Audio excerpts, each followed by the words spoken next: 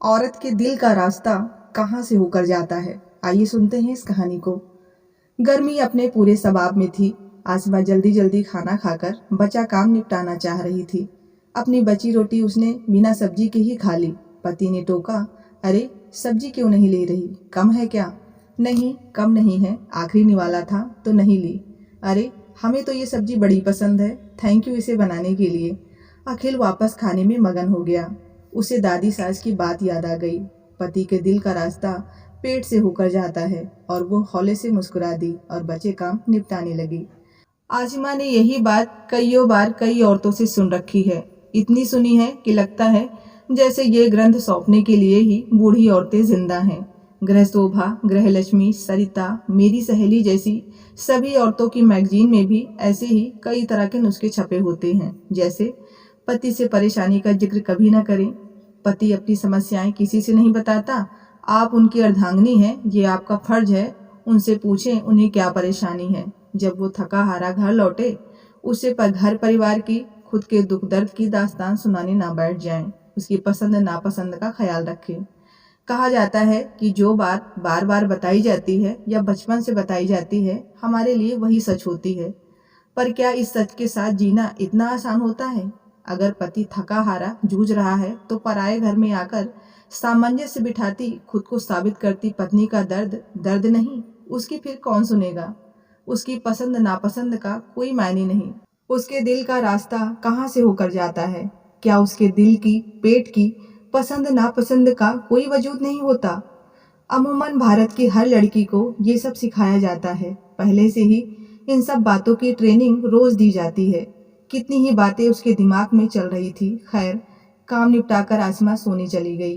तभी याद आया, अखिल को कल ढोकले खाने हैं, अभी ही भिगोना होगा। वो उठती है तो अखिल रोक लेता है और शिकायत भरे लहजे में कहता है, क्या यार, अब जाकर फुर्सत हुई हो? पहले की औरतें पति के काम से वापस आने से पहले ही सारा काम निपटा लेती थी। तुम हो कि आधी रात तक फुर्सत नहीं होती। वो अखिल ढोकले की तैयारी करना भूल गई थी। वाह क्या बात है, तुम भी बीबी नंबर 1 हो, कितना ख्याल रहता है मेरा। जाओ बाबा जाओ, नहीं तो मुझ पर ही कोई इल्जाम लगा डालोगी अगर बिगड़ा तो। और ढोकले परफेक्ट चाहिए मुझे, बिल्कुल तुम्हारी तरह, आसिमा के हाथ चूमते हुए कहा। आसिमा पुनः बिना किसी भाव के यंत्रवत किचन में चली जाती है। अगले दिन वही सामान्य दिनचर्या चलती रहती है। अखिल खाना खाकर चला गया। आसिमा किचन समेटते हुए सोचती है, दुनिया में हर कोई चाहता है कि उसे खास महसूस कराया जाए। काश मुझे भी ये एहसास कराते कि मैं उनके लिए कितनी खास हूँ।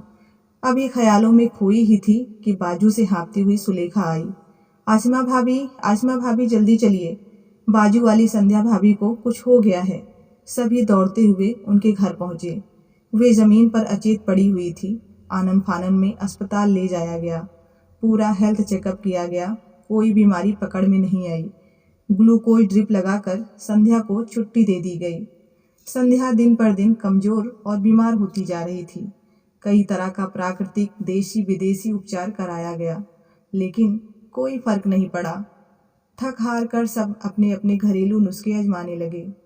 किसी सयाने ने कहा, जो पसंद हो वही खिलाओ, जैसा पसंद हो वैसे रखो, शायद सेहत में कुछ असर आए। अगर ऐसा ही हाल रहा तो बहुत जल्द हम इसको खो बैठेंगे। मोहल्ले की सभी औरतों के साथ आसिमा भी वहीं पर थी। संध्या के पति से पूछा गया, बताइए भाई साहब, संध्या को क्या पसंद है, हम अभी बनाकर ले आते हैं। उसका पति कुछ नहीं बता पाया। सब चुप थे।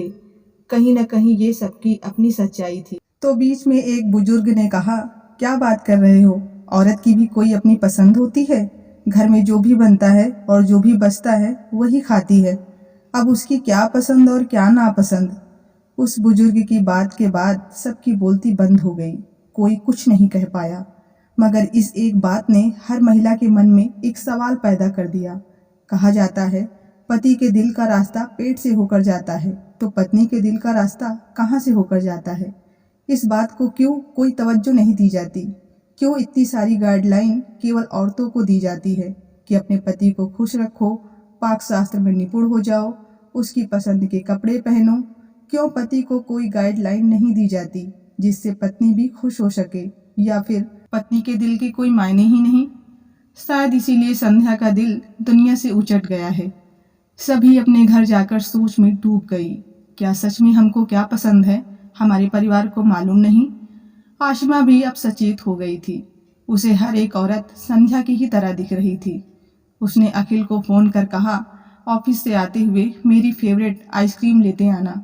जवाब में अखिल ने कहा, तुम्हारी फेवरेट? तुम्हारी कौन सी फेवरेट है भाई? और ये आज पहेलियों में बात क्यों कर रही हो? सीधे सीधे बोलो कि क्या खाना है। आज के पहले तो जब भी तुमसे पूछा गया तो तुमने हमेशा यही कहा कि जो सब खाएंगे वही मैं भी खा लूँगी। मैंने तो कभी नहीं देखा कि तुमको कोई स्पेशल फ्लेवर पसंद हो। ठंडी आह भरते हुए आसिमा ने कहा, अखिल मैं केसर पिस्ता आइसक्रीम खाती हूँ। खैर आप आज ले आना, जमाना हुआ खाए हुए। रात खाने की मेज पर आशिमा अनमनी रही।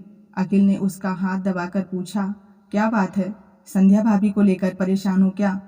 आसिमा ने कोई उत्तर नहीं दिया। अगले दिन आसिमा के साथ अखिल भी भाभी को देखने गया, जो कि लगभग मरणासन हो चुकी थी और उनके पतिदेव लगभग हताश। उन्हें कोई उम्मीद की किरण दिखाई नहीं दे रही थी। संध्या की माँ को फ़ोन लगाने का फैसला लिया जाता है। उसको खाने में क्या पसंद है, उसकी फेवरेट डिश क्या है, उसका फेवरेट कलर क्या है, उसको सबसे ज़्यादा क्या करना अच्छा लगता है, वगैरह वगैरह।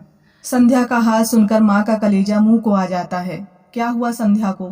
क्यों जिंदगी से इतनी हताश हो गई?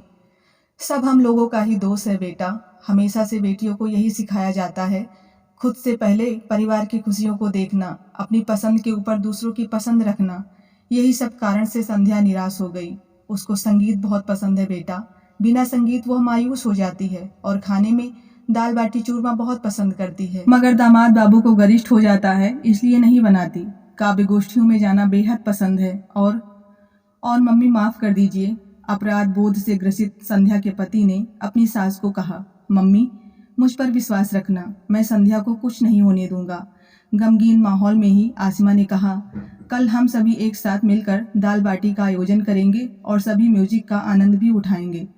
रोज संध्या के आसपास उसका पसंदीदा संगीत बजाया जा रहा था। उसे रोज पार्क में घुमाने ले जाया गया।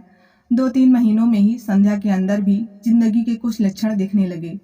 इस घटना से आसपास के परिवारों ने सीख ली और घर की सभी महिला सदस्यों की पसंद, नापसंद, शौक और रुझान का ध्यान रखा जाने लगा। आशिमा भी अब अपनी मनपसंद चीज़ों की फरमाइश करना सीख गई थी। उसे खुद को यूं हाशिए पे ढकेलना अब मंजूर नहीं था। आप सबसे निवेदन करूंगी कि परिवार की खातिर खुद को दरकिनार ना करें। यदि पति के दिल का रास्ता पेट से होकर जाता है तो आपके दिल तक पहुंचने वाले रास्तों को संध्या की तरह बंद मत कीजिए। बस ज़रूरत है तो एक कदम आगे बढ़कर खुशनुमा ज़िंदगी की बाहें थामने की। उम्मीद है आप सबको कहानी पसंद आई होगी। पसंद आई तो प्लीज़ वीडियो को लाइक, सब्सक्राइब एंड शेयर करना ना भूलें। मिलते हैं नई कहानी के साथ, तब तक के लिए धन्यवाद।